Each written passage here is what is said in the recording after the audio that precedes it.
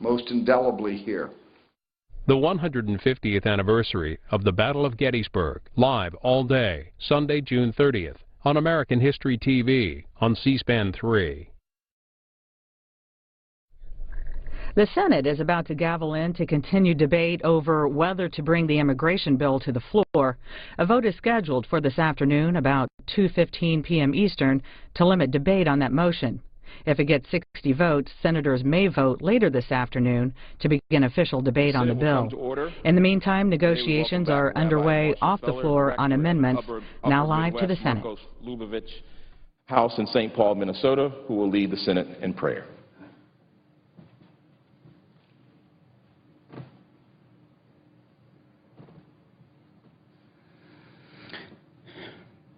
By the grace of God, Almighty God, I evoke your blessing today on this august body, the United States Senate. In their divinely inspired wisdom, the founding fathers of our blessed country, the United States of America, established a policy of separation of church and state. However, it was never their intention to separate our country from you, sovereign ruler of all mankind. Hence, both legislative bodies of our blessed country begin their daily sessions invoking your divine presence and guidance in their legislations. Hence, in our Pledge of Allegiance, we declare one nation under God. On our currency is printed, "In God we trust." And on the wall of this very Senate hall in which we evoke your blessings is engraved in bold letters, "In God we trust." Grant, Almighty God, that the senators realize that in legislating just laws, they are fulfilling one of the 7 commandments which you issued to Noah and his family after the great flood, as related in the book of Genesis and its sacred commentaries, the command that every society govern by just laws.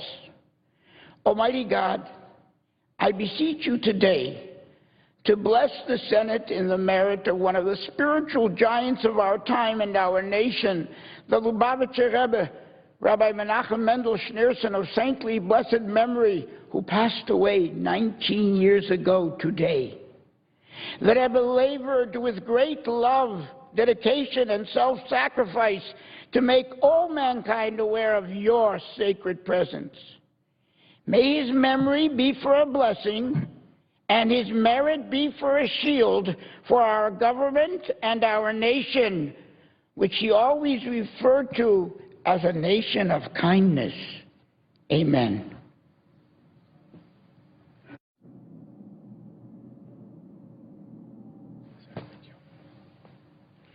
Please join me in reciting the Pledge of Allegiance to our flag. I pledge allegiance to the flag of the United States of America and to the republic which stands, one nation, under God, indivisible, with liberty and justice for all.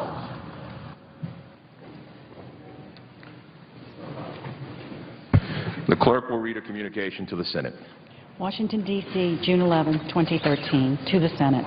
Under provisions of Rule 1, Paragraph 3 of the Standing Rules of the Senate, I hereby appoint the Honorable William M. Cowan, a senator from the Commonwealth of Massachusetts, to perform the duties of the chair. Signed, Patrick J. Leahy, President pro tempore. Mr. President. The Majority Leader. Following leader remarks, and today we'll hear from Senator McConnell first. The Senate will resume the motion to proceed to the comprehensive immigration legislation. The time until noon, the time until 12:30 will be equally divided and controlled between the proponents and opponents of this legislation. The Senate will recess from 12:30 until 2:15 to allow for the weekly caucus meetings. At 2:15, there will be a cloture vote on the motion to proceed to the immigration legislation. If cloture is invoked, the time until 4 will be equally divided, and at 4 p.m. there will be a vote on adoption of the motion to proceed, so we can begin consideration of that legislation. Mr. President. The Republican Leader. At any given time in our nation's history, lawmakers have been faced with many pressing challenges. Some, by their very nature, demand immediate action. Others simply build over time. So forcing action on them usually involves some combination of both foresight and persuasion.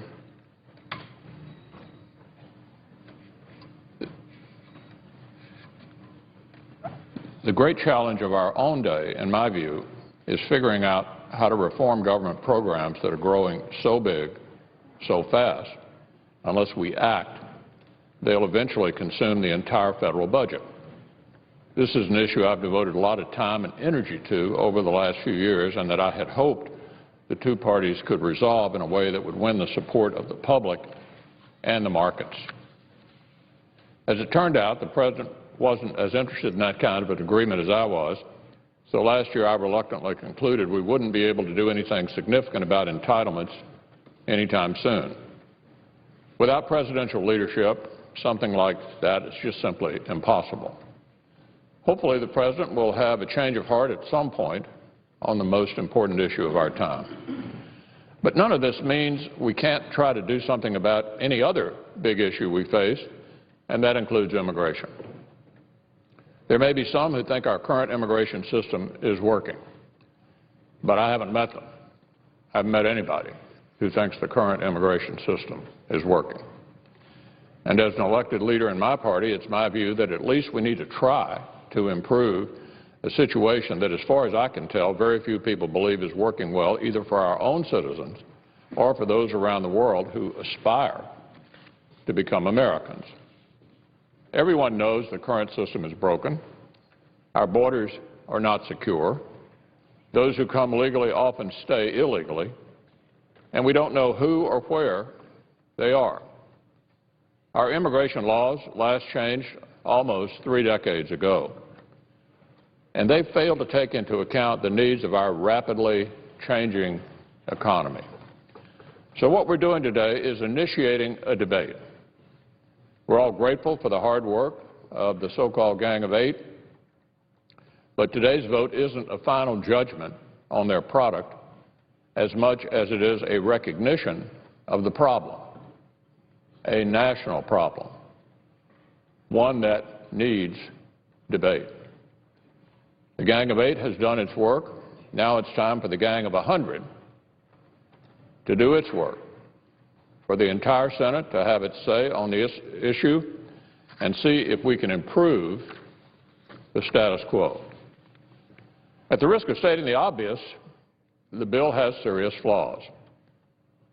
I'll vote to debate it and for the opportunity to amend it, but in the days ahead there will need to be major changes to this bill if it's going to become law. These include, but are not limited to, the areas of border security, government benefits, and taxes. I'm going to need more than an assurance from Secretary Napolitano, for instance, that the border is secure, to feel comfortable about the situation down on the border. Too often recently, we have been reminded that as government grows, it becomes less responsible to the American people and fails to perform basic functions either through incompetence or willful disregard of the wishes of Congress. Our continued failure to secure major portions of the border not only makes true immigration reform far, far more difficult, it presents an urgent threat to our national security. Now, some have criticized this bill for its cost to taxpayers, and that's a fair critique. Those who were here illegally shouldn't have their unlawful status rewarded with benefits and tax credits. So the bill has some serious flaws, and we need to be serious about trying to fix them. The goal here should be to make the status quo better, not worse. And that's what the next few weeks are about. They're about giving the entire Senate, and indeed the entire country, an opportunity to weigh in on this important debate, to make their voices heard, and to try to improve our immigration policy. And what that means, of course, and obviously, is an open amendment process. But let me be clear, doing nothing about the problem we all acknowledge isn't a solution. Doing nothing about the problem is not a solution. It's an avoidance strategy. And the longer we wait to have this debate, as difficult as it is, the harder it will be to solve the problem. We tried to do something 6 years ago and didn't succeed. We may not succeed this time either. But attempting to solve tough problems in a serious and deliberate manner is precisely what the Senate, at its best, should be doing. And that's what we're going to try to do in this debate. Now, Mr. President, on another matter, it's now been 138 days since the Senate reached an agreement on the issue of whether or not we would violate the rules to change the rules. 138 days since we reached an agreement. In that agreement, the Senate adopted 2 rules changes and 2 standing orders, and the Majority Leader made an unequivocal commitment, not contingent on his judgment of what was good behavior, that the matter was settled for this Congress. In fact, 2 years before that, he had said it was settled for the next 2 Congresses. And so let's take a look at exactly what the Majority Leader's pledge was.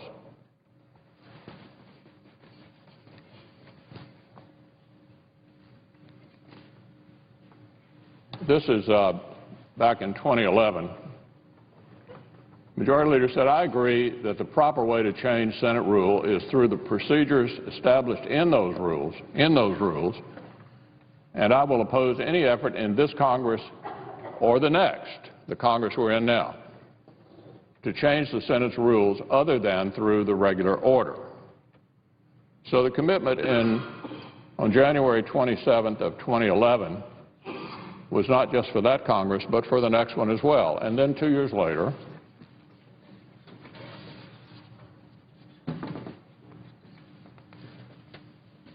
on January the 24th of this year, I said in a colloquy with the Majority Leader, I would confirm with the Majority Leader that the Senate would not consider other resolutions. We had passed a couple of resolutions, a couple of rules changes and a couple of standing orders. Other resolutions relating to any standing order or rules, this Congress, that's the Congress we're in right now, unless they went through the regular order process. The Majority Leader said that is correct. Any other resolutions related to Senate procedure would be subject to a regular order process, including consideration by the Rules Committee. Now, the regular order here for changing rules is that the parliamentarian would rule. It would take 67 votes to do that. But after these commitments were made, both in January of 11 and January of this year, the Majority Leaders consistently repeated that, in spite of what I said in January of each of the last 2 years, if you're not on your best behavior, presumably, I'll do this anyway. And so I mentioned to the Majority Leader publicly and privately for a long time, and then publicly the last few weeks, I intend to ask him the question every day. Does he intend to keep his word? Because that is critical around here. It's important for all senators to keep their words. It is particularly important for the Majority Leader, who has the opportunity to be, shall I say, more important than the rest of us, because he gets to set the agenda. He gets to determine what the Senate will debate. He has the right of first recognition, as he repeatedly reminds me in these colloquies. He will always have the last word. And so I think the currency of the realm here in the Senate is your word. And so, Mr. President, those are my observations today and will be my observations tomorrow until we get this established, because I think the atmosphere in which the Senate operates with this threat of the nuclear option holding over it is not conducive to the kind of collegial environment that we need in processing nominations and in processing legislation. We expect the Majority Leader to keep his word. I yield the floor. Mr. President. The Majority Leader. It's important everyone keeps their word, Mr. President. I'm pleased that the Republican leader acknowledged that our immigration system is broken and needs fixing. And we'll have a full and open debate on this over the next 3 weeks, and I think that's very good. I'm glad to hear the Republican leader is going to vote to help us move forward in this legislation. Mr. President, for 15 years, a man by the name of James Courtney fought for this country as a member of the United States Army. He did that for a decade and a half. For most of those 15 years, James' wife Sharon was at home in Las Vegas fighting being deported. She has lived in America since she was a young teenager. She speaks fluent English. She has 3 sons, James, with her husband, James, and he's been her husband for 13 years. She supported James through 3 tours of duty in Iraq, where he was wounded significantly, suffered brain injury, and because of his wounds, had to retire medically from the military. But because she's in the United States without the proper paperwork, she's lived with the fear that she, on any given day, would be deported back to Mexico, and her family would be torn apart. Service members and veterans of the United States military and their family members who support them deserve a better life than worry and fear.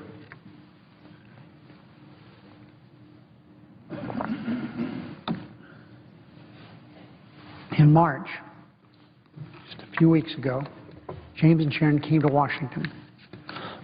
They came with hundreds of other immigrants who are concerned about being deported.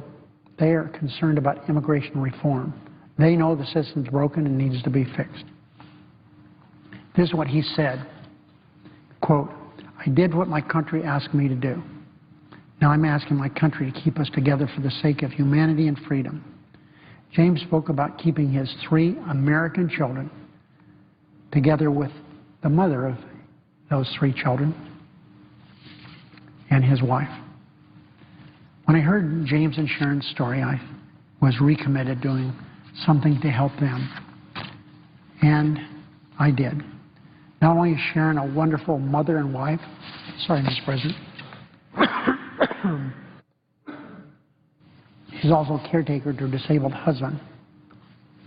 Her family really needs her. Last month, James and Sharon learned that immigration officials have deferred her status, her deportation. She's no longer in immediate danger of being separated from her family. You see, Mr. President, she was a dreamer, and that's what President Obama stepped forward to help. While I was really, in effect, what this did is allowed her to stay, care for her husband and 3 children. Her children are 16, 11, and 8 years of age. But while I was happy to help James and Sharon, it's unfortunate they needed any help in the first place.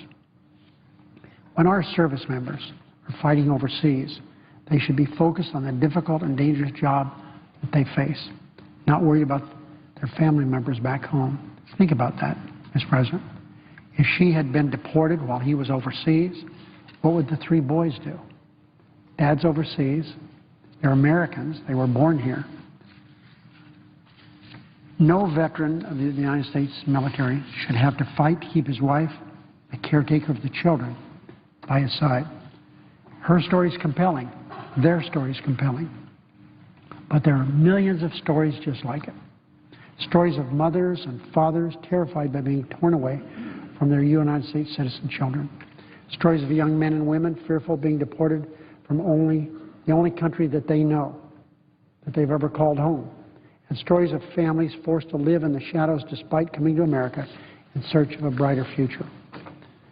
Mr. President, there are 11 million reasons to pass common sense immigration reform that mends our broken system. 11 million stories of fear of being deported, fear of heartbreak, fear of suffering, and actual suffering that they have facing them every day, worried about can they go to the store, do they have to stay home, they certainly can't travel. But for this fine young woman, that's been taken away because of President Obama. But these stories should motivate Congress to act. The bipartisan proposal before this body takes important steps to strengthen border security. It's remarkable what we already have there, Mr. President. We have drones, 700 miles of fencing. We have sensors. We have fixed-wing aircraft flying around. We have helicopters. We have 21,000 Border Patrol agents. But if there are ways that people feel that we could do better to make security important, that isn't some just reason to try to kill this, let's take a look at it. I spoke this morning to the chairman of the Homeland Affairs Committee, Senator Carper. He has some ideas. He's preparing amendments, and I'm like Senator Carper always. He's very thoughtful, and I'm sure he will do something that he feels would improve the situation on the border. He's gone as a member of that committee and chairman of that committee all over southern part of this country, looking at what's happening on the border. So the bipartisan proposal before the Senate takes important steps to strengthen border security. It also makes crucial improvements to our broken immigration system, so families like James and Sharon's are never subject to this kind of anguish again. While this legislation isn't an instant fix for immigrant families, it does provide a pathway to earn citizenship. It doesn't put them at the front of the line, it puts them at the back of the line. They have to stay out of trouble, they have to work, pay taxes, and focus on learning English. That's what it's about. Passing meaningful immigration reform will be good for our national security, it will be good for the economy, it will be good for James and Sharon Courtney and millions of families just like them. James is a veteran who sacrificed his time, his health to keep this nation safe from harm. He's now disabled. At least we can thank him. We can at least thank him by keeping his family safe and together. The chair announces the business of the day. Under the previous order, the leadership time is reserved. Under the previous order, the Senate will resume consideration of the motion to proceed to S-744, which the clerk will report. Calendar number 80, S-744, motion to proceed to calendar number 80, S-744, a bill to provide for comprehensive immigration reform and for other purposes.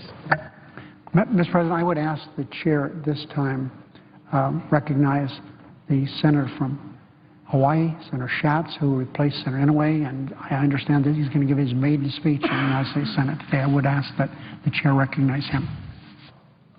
Mr. President. Senator from Hawaii. Mr. President, today, June 11th, marks a public holiday in the state of Hawaii, King Kamehameha Day, celebrated since 1872. We hold a statewide festival and mark the day with lei draping ceremonies, parades, hula competitions, and other festivities. It's a day to honor Kamehameha the Great, who unified the Kingdom of Hawaii, and to celebrate the rich culture and traditions of the Hawaiian people. I chose this day to come to the Senate floor to talk about an issue of great importance to me and to the great state of Hawaii: Native Hawaiian government reorganization. It was a top priority of my immediate predecessors in this body, Senators Inouye and Akaka. For more than 3 decades, they worked together in the Congress to advance priorities important to Hawaii and to the nation. They made history at almost every step of their careers, securing dozens of firsts in the House and in the Senate. But for the indigenous people of the United States, Senators Inouye and Akaka will be forever remembered for their work as members and then chairs of the Senate Committee on Indian Affairs, and for their advocacy on behalf of American Indians, Alaska Natives, and Native Hawaiians. I want to acknowledge their legacy and to thank Senator Akaka for the role that he continues to play in our great state and in the Native Hawaiian community in particular. And here's the reason that I've chosen to carry forward this fight on behalf of Native Hawaiians. Simply stated, it is right to seek justice. Native Hawaiians are the only federally recognized Native people without a government-to-government relationship with the United States, and they deserve access to the prevailing federal policy of self-determination. Opponents have argued that Native Hawaiians are not Indians, as if the word applies to Native people of a certain racial or ethnic heritage or is limited to indigenous people from one part of the United States but not another. This is misguided. Our Constitution makes it clear. Our founding fathers understood that it was the tribal nation's sovereign authority that distinguished them from others. It was the fact that tribes were native groups with distinct governments that predated our own that justified special treatment in the Constitution and under federal law. In what's now the United States, European contact with native groups began in the 15th and 16th centuries on the East Coast, and the 16th and 17th centuries on the West Coast, while in Alaska and Hawaii, European contact was delayed until the 18th century. Throughout the centuries, a myriad of factors influenced how various native groups were treated.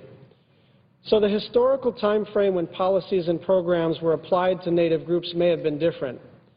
But what was consistent throughout were federal policies and actions intended to strip Native Americans of their language, weaken traditional leadership and family structures, divide land bases, prohibit religious and cultural practices, and break communal bonds. And these policies were as harmful and unjust to Native Hawaiians as they were to Alaska Natives and American Indians. Mr. President, there was a thriving society that greeted Captain James Cook when he landed on the shores of Hawaii in 1778. Prior to their first contact with Europeans, Native Hawaiians had a population of at least 300,000. They were a highly organized, self-sufficient society, and they had their own rules, laws, language, and culture. In his journals, Captain Cook referred to the indigenous people of Hawaii as Indians because it was the established English term in the 18th century to describe native groups, regardless of their race, ethnicity, or their government structure. But just like many Native Americans and Alaska Natives on the continent, the name Native Hawaiians chose in their own language was Kanaka Maoli, the people. From 1826 until 1893, the United States recognized the independence of the Hawaiian government as a distinct political entity. We extended full and complete diplomatic recognition and entered into 5 treaties and conventions with the Hawaiian monarchs to govern commerce and navigation. These treaties are clear evidence that Native Hawaiians were considered a separate and distinct nation more than a century after contact. But on January 17th of 1893, the legitimate government of the Native Hawaiian people was removed forcibly by agents and armed forces of the United States. The illegality of this action has been acknowledged in contemporary as well as modern times by both the executive and legislative branches of our federal government. An investigation called for by President Cleveland produced a report by former Congressman James Blunt. The report's findings were unambiguous. United States diplomatic and military representatives had abused their authority and were responsible for the change in the government. As a result of these findings, the United States minister to Hawaii was recalled from his diplomatic post, and the military commander of the United States Armed Forces stationed in Hawaii was disciplined and forced to resign his commission. In a message to Congress in December of 1893, President Cleveland described the events that brought down the Hawaiian government as an act of war committed with the participation of a diplomatic representative of the United States and without authority of Congress. And he acknowledged that by such acts, the government of a peaceful and friendly people was overthrown. President Cleveland concluded that a substantial wrong has thus been done, which a due regard for our national character, as well as the rights of the injured people, requires we should endeavor to repair, and he called for the restoration of the Hawaiian monarchy. The provisional government refused to relinquish power, and in July of 1894 declared itself to be the Republic of Hawaii. The provisional government advocated annexation of Hawaii to the United States and began to lobby the Congress to pass a treaty of annexation. Hawaii's monarch at the time, Queen Liliuokalani, presented a petition to the chairman of the Senate Foreign Relations Committee and a formal statement of protest to the Secretary of State. The petition, signed by more than 21,000 Hawaiian men and women, represented more than half of the Hawaiian census population and was compiled in just 3 weeks. It also included the signatures of approximately 20,000 non-Hawaiians who supported the return of the islands to self-governed rule. The petition against annexation was a powerful tool in the defeat of the annexation treaty. But in the next year, proponents of annexation introduced the Newlands Joint Resolution, a measure requiring only a simple majority. The annexation of Hawaii passed with the much reduced threshold of votes and was signed by President McKinley in July of 1898. For almost 2 centuries after the founding of our nation, federal policies of removal, relocation, assimilation, and termination decimated Native communities and worsened the economic conditions for American Indians, Alaska Natives, and Native Hawaiians. The policy of banning Native language use in the schools was adopted by the Territory of Hawaii. Native children were punished for speaking Hawaiian, just as American Indians and Alaska Natives were punished for using their own languages in school. The policy of allotting parcels of land to individual Indians began in 1887 as a way to break up the reservations and communal lifestyles. In 1906, it was expanded to Alaska Natives, and in 1921, applied to Native Hawaiians. Mr. President, in an attempt to reverse the damage done by these policies since the 1920s, Congress has established special Native Hawaiian programs in education, employment, health care, and housing. And Congress has extended to Native Hawaiians many of the same rights and privileges accorded to American Indians and Alaska Natives. The Congress has consistently recognized Native Hawaiians as Native peoples of the United States, on whose behalf it may exercise its power under the Constitution. In 1993, the Congress passed and President Clinton signed legislation known as the Apology Resolution, a formal apology by the Congress. This legislation recognizes that the overthrow of the Hawaiian government resulted in the suppression of the inherent sovereignty of the Native Hawaiian people and the deprivation of the rights of Native Hawaiians to self-determination. Mr. President, it has been 20 years since the passage of the Apology Resolution, but the federal government has not yet acted to provide a process for reorganizing a Native Hawaiian governing entity. This inaction puts Native Hawaiians at a unique disadvantage. Of the 3 major groups of Native Americans in the United States, American Indians, Alaska Natives, and Native Hawaiians, only Native Hawaiians currently lack the benefits of democratic self-government. An extensive congressional legislative and oversight record created over the last 2 decades and dozens of congressional findings delineated in federal statutes establish these facts. Indigenous Hawaiians, like tribes on the continental United States, formed a Native community with their own government, and that this political entity existed before the founding of the United States, and Native Hawaiians share historical and current bonds with their community. Like tribes in the continental United States, Native Hawaiians have certain land set aside for their benefit, pursuant to acts of Congress, including 200,000 acres of Hawaiian Homes Commission Act land, and share an interest in the income generated by 1.2 million acres of public trust lands under the Hawaii Admission Act. Mr. President, although the Congress has passed more than 150 statutes to try to address some of the negative effects of earlier federal actions, data reveal persistent health, education, and income disparities. Native Hawaiians experience disproportionately high rates of unemployment and incarceration, and Native Hawaiian children are overrepresented in the juvenile justice system. Hawaiian families rank last in the nation in average annual pay and face high rates of homelessness. Mr. President, separate is not equal, and that's why I urge the federal government to treat Native Hawaiians fairly. It is long past time for the Native Hawaiian people to regain their right to self-governance. 2 years ago, the state of Hawaii passed a historic measure to explicitly acknowledge that Native Hawaiians are the only indigenous, aboriginal, Maoli population of Hawaii, and to establish a Native Hawaiian Roll Commission.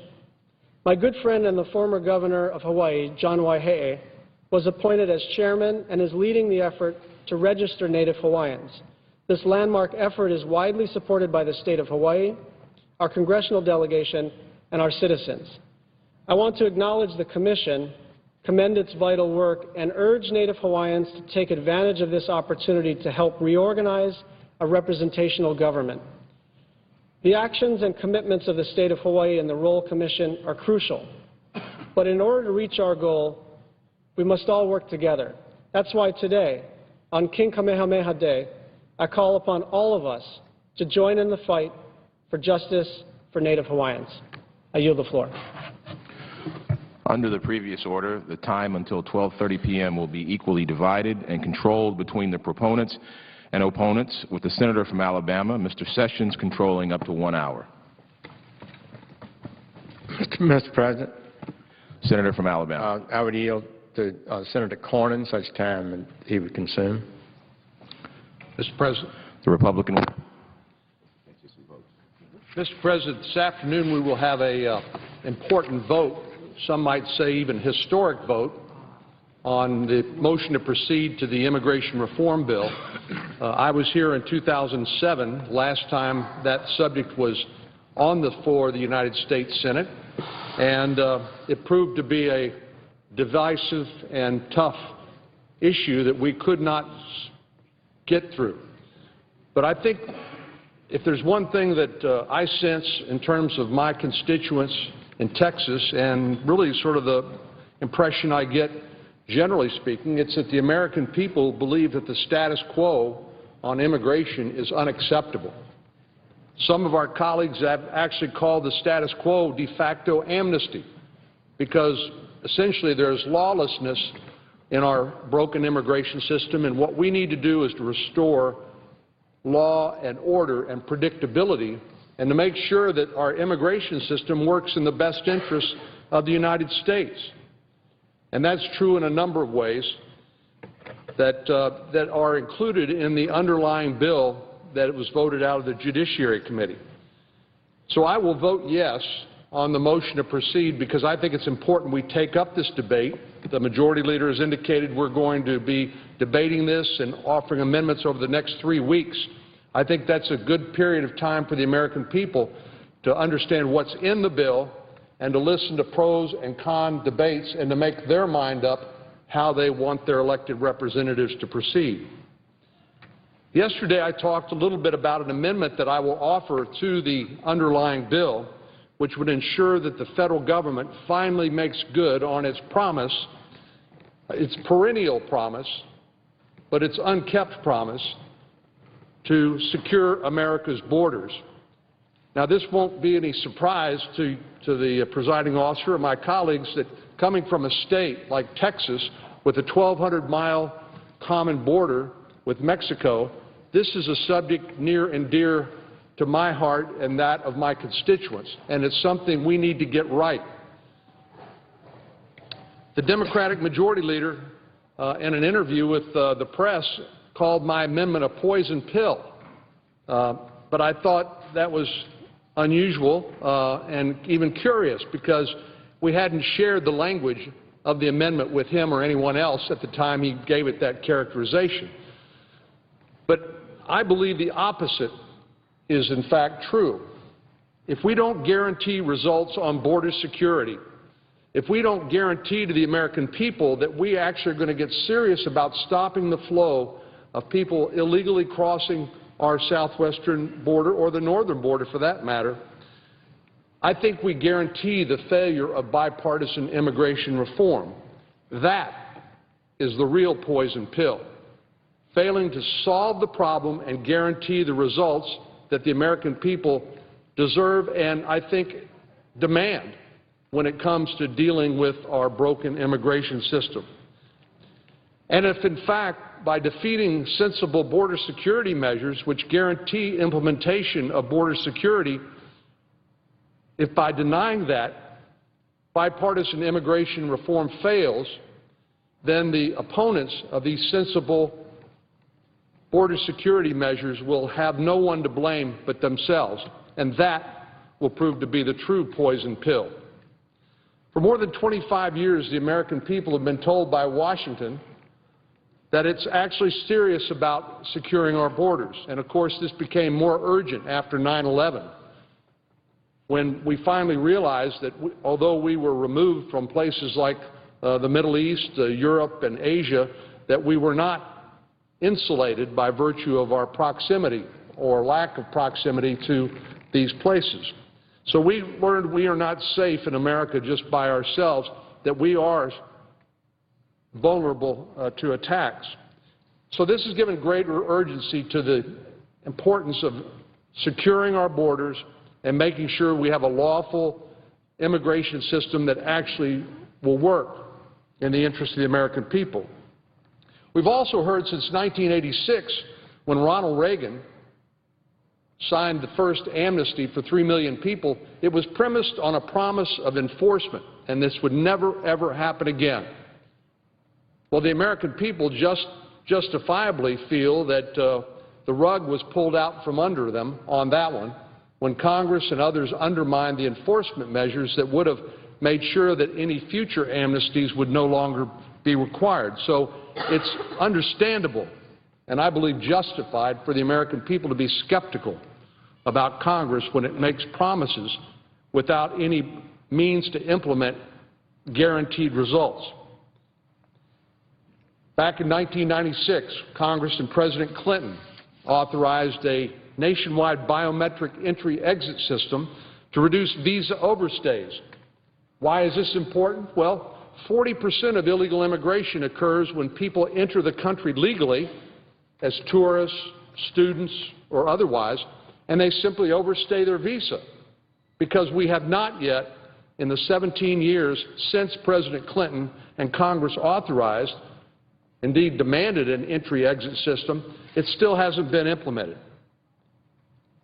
In other words, the federal government has always said the right things when it comes to reassuring the American people, but it's never been able to translate those promises into results that are actually implemented. No wonder the American people are profoundly skeptical. Don't take my word for it. As of 2011, the Department of Homeland Security had achieved operational control of less than 45% of the U.S.-Mexico border. That's according to a General Accountability, a GAO report. 45% of the southwestern border with Mexico is operationally secure, in the opinion of the GAO. More recently, radar surveillance by a new technology called VADAR, V-A-D-A-R, was reported in the Los Angeles Times to have been successful in showing situational awareness along the border where it was tested, but that in fact the Border Patrol detained less than half of the people crossing the border. That seems to be consistent with this idea of 45% operational control, where less than half of the people crossing were actually detained. A recent Council on Foreign Relations report showed similar security results, or failures, I should say. Members of the Gang of Eight, who I think have done the country a public service by bringing this matter to us, believe that our goal should be 100% situational awareness of the southern border and a 90% apprehension rate of illegal border crossers.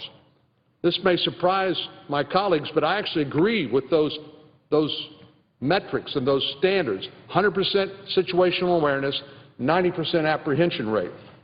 Members of the Gang of Eight who brought us this legislation also believe we should implement a national E-Verify system so that employers don't have to play police and they can get a card, they can swipe through a reader which will verify that a person who applies to work at their workplace is legally qualified to work in the United States.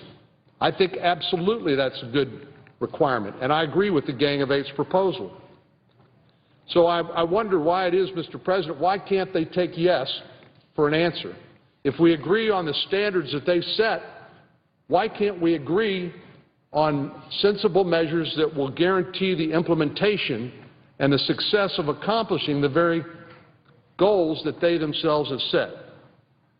Well, the difference is simply that my amendment would require national E-Verify and a 90% apprehension rate and full situational awareness along the border, a biometric entry-exit system before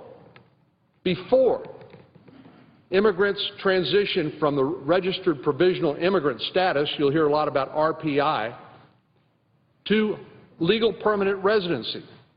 This is the leverage that Congress and the American people have that will demand implementation of these security measures at the border and elsewhere.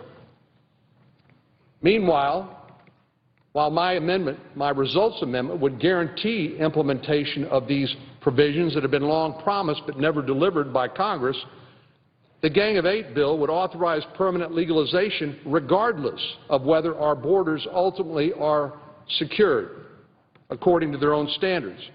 In fact, their bill requires only substantial completion of a plan whose contents we haven't even seen yet. This is something that's supposed to be proposed by the Secretary of Homeland Security, but we don't know what that plan is going to be, and there's no lever, there's no means of forcing the Department to actually implement it and to achieve the goal that the Gang of Eight themselves have set. My amendment contains a real border security trigger. While the Gang of Eight bill promises success but has absolutely no means to compel it, my amendment demands results, while the Gang of Eight bill is satisfied with just more promises, promises that historically have never been kept. I want to reiterate, we agree on a number of things. We agree on the objectives for border security. We agree on the importance of worksite verification of the legal status of people who apply to work, and that's an important part of immigration reform. We agree on 100% situational awareness for our southwestern border, and we agree that the Department of Homeland Security should apprehend at least 90% of the people attempting to illegally cross the border. We agree on all of these realistic goals. The difference, once again, is that my amendment guarantees results while the Gang of Eight proposal does not. I would have to ask, and I will ask, my colleagues who have done, as I said earlier, good work bringing this proposal to the floor, why is it that if we agree on the goals, why is it that you would disagree on the means to enforce those goals? It makes no sense to me. So we don't disagree about as much as I think some people might suggest. And another reason why I think this is not a poison pill, this is doable. The Gang of Eight said it's doable. I agree it's doable, but we need the leverage to compel the bureaucracy and Congress and everybody else to actually make sure the American people aren't fooled again, and the results that are part of the basic bargain contained in this bill are actually delivered. Let me just note a couple other issues that I think need to be fixed in the underlying bill. Where the Gang of Eight would actually make it harder to prevent visa overstays by changing existing law that's been on the books since 1996, my amendment has a border security trigger that will require a fully operational biometric entry-exit program at all seaports and airports. Where the Gang of Eight bill would allow some criminals with violent histories to attain immediate legal status, my amendment would prohibit such criminals from gaining the benefits of RPI status or earned citizenship.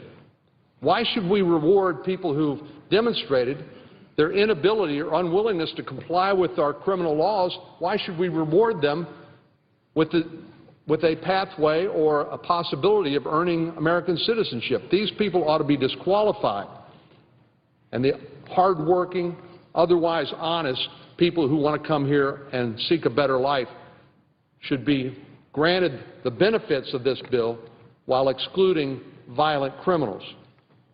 Where the Gang of Eight bill would prevent law enforcement from sharing information, my amendment would give law enforcement access to critical intelligence about threats to national security and public safety. Now, one of the great failures of the 1986 immigration bill was that law enforcement was banned from gaining access to information in the applications of people who applied for amnesty that was clearly fraudulent, that would have reflected organized criminal activity, and that would have rooted it out. Unfortunately, this current bill, underlying bill, contains the same prohibitions against information sharing that were contained in the 86 bill, which unfortunately resulted in massive fraud and criminality. We need to stop that and learn from the mistakes of the 1986 bill and not repeat that again, and adopting my amendment would address that. Finally, where the Gang of Eight bill would do absolutely nothing to bolster infrastructure and personnel at land ports of entry along the southern border, my amendment would make sure that resources are available to significantly reduce wait times, improve the infrastructure, and increase the personnel at our land ports of entry. This is important because these personnel and this infrastructure serves a dual purpose. Number one, it makes sure that legitimate trade and commerce crosses our borders. Why is that important? Well, 6 million jobs in America depend on lawful cross-border trade. But these people are dual use, and what I mean by that is they're also available to make sure that illegal crossing doesn't occur and that drug dealers can't move bulk drugs and other contraband across, and that human traffickers are stopped trying to exploit our land ports of entry. One of the underlying premises of this approach is that we need to separate the legal and the beneficial from the illegal and the harmful. When we do that, we can let our law enforcement personnel focus on the illegal and the harmful while allowing those who are complying with our laws and are engaging in beneficial commerce with America that creates jobs here in America and greater prosperity. Law enforcement won't have to spend or waste its time focusing on them so much. Mr. President, I don't know how any objective observer could look at my amendment and call it a poison pill. I think it's just it's a mistake, again, because at the time the majority leader called it that, we hadn't even released the legislative language. So I hope he and others will look at it carefully and work with us, because I think there's actually a path forward to bipartisan immigration reform that will secure our borders, eliminate the criminality in our system, and provide a legal means for America to get be true to its values and to look to its own economic self-interest in providing a pathway for legal immigration for the best and brightest, who we ought to welcome with open arms. So I don't know how any objective observer could look at my amendment and call it a poison pill, especially because it embraces so many of the metrics included in the underlying Gang of Eight bill. All my amendment does is to guarantee results rather than just be satisfied with more promises that will never be kept. Here's the bottom line. Americans are tired of hearing endless border security promises without seeing any realistic mechanism for guaranteeing results. My amendment would guarantee such a mechanism, and it would guarantee the results that Washington has long promised but never delivered. Mr. President, I yield the floor.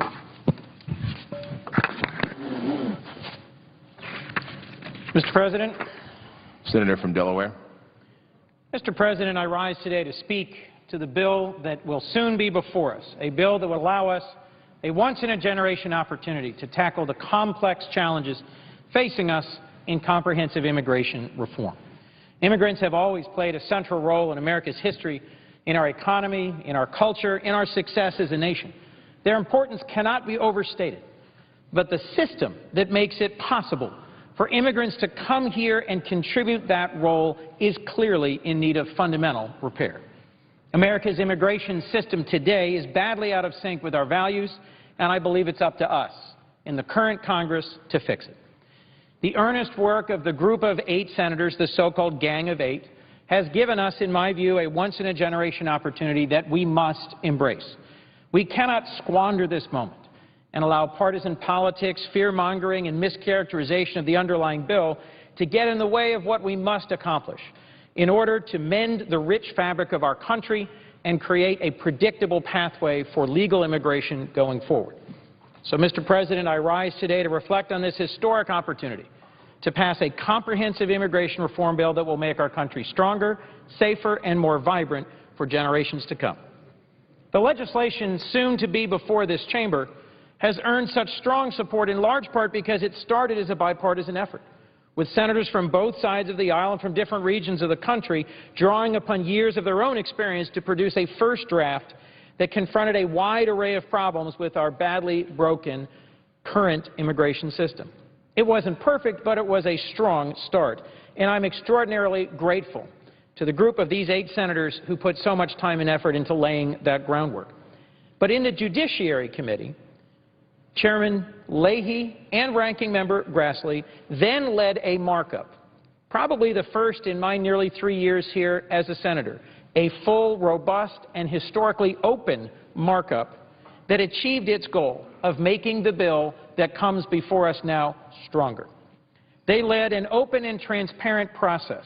They posted every proposed amendment online before the markup began so that each one could be thoughtfully considered by senators, their staff, and outside groups concerned about the bill. The markup lasted 5 full days across 3 weeks, during which each senator was permitted an unlimited opportunity to speak and offer amendments.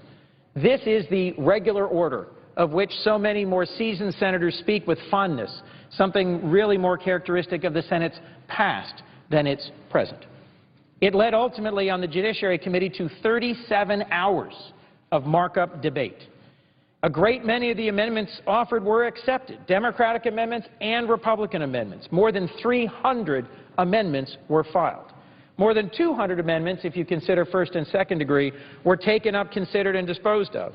More than 100 offered by Democrats and by Republicans, and ultimately 136 of these amendments were adopted, all but 3 on a bipartisan basis.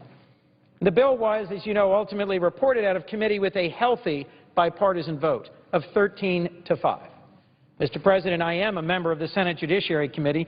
I, too, like all of my colleagues, proposed amendments, studied my colleagues' amendments, debated those amendments, and ultimately I voted for this bill. I am proud of what the committee has accomplished. I'm proud that the bill is coming before us today, and it is stronger than the original bill exactly because of the hard work done by the Judiciary Committee and the great leadership of our chairman, Senator Patrick Leahy of Vermont. It is stronger on border security. It is stronger when it comes to efficiency and using taxpayer dollars well, and it is stronger when it comes to fundamental fairness. First, on border security, even the first draft of this bill offered by the bipartisan Gang of 8 contained historic levels of investment in improving border security. The bill's provisions to require control over the southern border and to mandate employment verification nationwide were already groundbreaking before the markup in Judiciary Committee began. Still, amendments were adopted in committee that strengthened these measures even further. And despite the protestations of some that this was a partisan or lopsided markup, let me just briefly detail some that were adopted that I think strengthened this provision of the bill. Senator Grassley, Republican of Iowa, the ranking member, offered an amendment that expands the bill's border security goals and metrics to cover the entire southern border so that all border communities will benefit from the enhanced security investments made by the bill, not just those that are considered high risk. Senator Hatch, Republican of Utah, offered an amendment that will mandate biometric exit processing at airports, beginning at the 10 largest international airports in the United States and soon thereafter 20 additional airports. The committee also adopted amendments to strengthen background check requirements in the bill. An amendment by Senator Flake of Arizona required those in RPI status to undergo additional security screenings when they apply to renew their status. An amendment offered by Senator Graham requires additional national security screenings for applicants from countries or regions that pose a national security threat to the United States or that harbor groups deemed to pose a national security threat. Mr. President, some in this chamber have claimed this bill does not do enough to strengthen the security of our borders. That is simply and clearly not the case. This bill will make our country safer, and I believe it will make our country stronger. In terms of efficiency, something we talk about a great deal in the budget climate today, the amendments considered during markup also resulted in substantive changes to the efficiency of our immigration system and to the implementation of the changes demanded by this bill. Already the bill as drafted makes important steps to clear the long backlogs of immigrants waiting for green cards who've already been approved by the Department of Homeland Security. Removing the senseless current per-country caps is one part of the solution. I'm proud of this bill. One of my adopted amendments will streamline, for example, discovery procedures in immigration court to cut down on the needless cost of responding to each and every discovery request currently done through the less efficient Freedom of Information Act rather than a discovery process more typical in court proceedings. Senator Grassley offered amendments that require audits of the Comprehensive Immigration Reform Trust Fund established by the bill and of all entities that received grants under this bill. These amendments will ensure the significant cost of enhanced border security is spent efficiently and appropriately.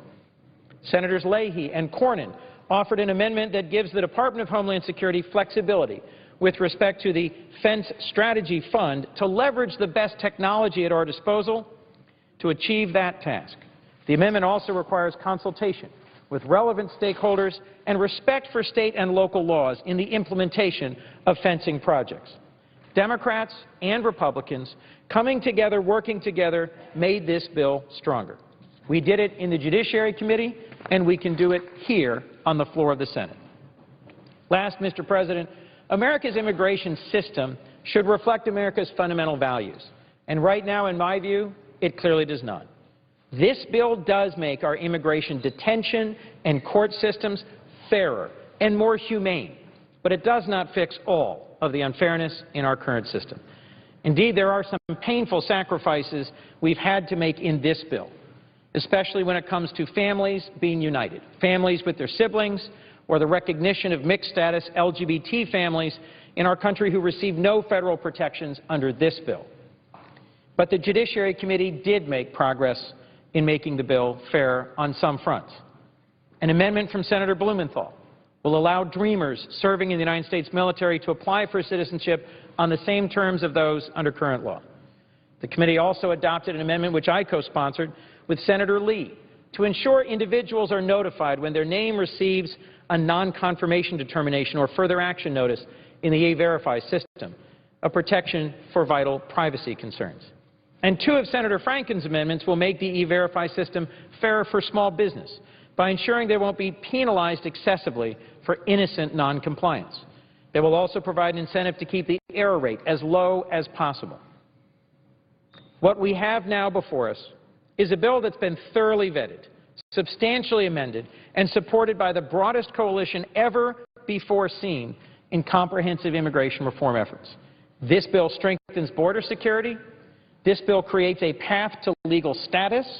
It strikes the right balance to encourage those here who are undocumented to come out of the shadows, comply with law, pay a fine, pay taxes, and become full participants in our national society and restore the primacy of the rule of law. This bill makes advancements in worker protection. Through enhanced employment verification, we strike at one of the most pervasive problems for American labor, the widespread hiring of undocumented labor at substandard wages and working conditions. And this bill will have immediate and significant benefits for our economy. You should always remember immigration has been and will continue to be a real boon, a lifeblood to our nation's economy along all points of the labor spectrum. In addition to bringing millions out of the shadows and welcoming them as full participants in our society and economy, this bill will go a long way towards fixing our current backwards-looking policies towards high-skilled immigrants who want to remain in the United States after receiving their advanced educations here. Mr. President, in conclusion, I'm proud of what this bill means for our country and what it has shown about our ability in the Senate to work together to advance meaningful changes to improve our nation. There are no perfect laws. But considering just how broken our immigration system is now, it is unquestionably a giant leap forward. I'm confident if we can continue to work together on the floor here as we did in the Judiciary Committee, we'll be able to find more common ground and continue to strengthen this bill in the upcoming weeks. We can make the most of this historic opportunity and finally build a modern, immigration system that reflects America's values and makes our country stronger. Thank you. Mr. President, I have 11 unanimous consent requests for committees to meet during today's session of the Senate.